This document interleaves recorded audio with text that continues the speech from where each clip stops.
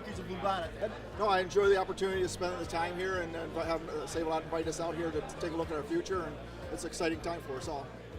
I'm really excited about all the new rollout items, the new changes in our labeling and availability of some convenience items like in the produce section for grab and grow items and some just actual convenience items.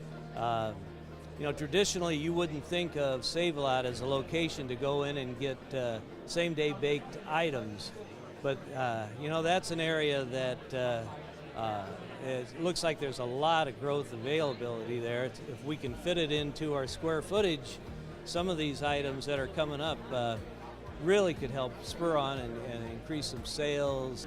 Well, the biggest thing is to continue to drive sales, understanding what we can do to get sales in our stores and get our customers to continue to come shop with us on a day-to-day basis or weekly basis, and actually win them over more than having to have them shop in other locations that we have the most for them to have available to them at the time they're shopping.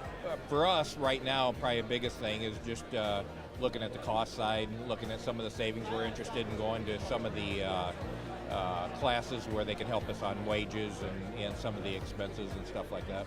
Because I like what we've seen so far, and I want to touch in more base on what we're moving forward as far as our bakery program that they're looking at, and our pizza program, and be more competitive against our Aldi's and other markets that are out there. If you look at the older format in an Aldi's store, there was nothing to compare except for the low cost that Aldi's offered.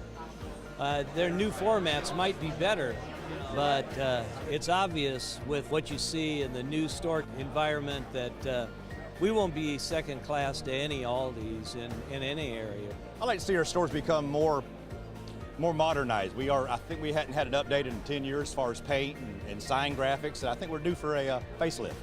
I was over there with an analytical tool over there. We're picking out new sites.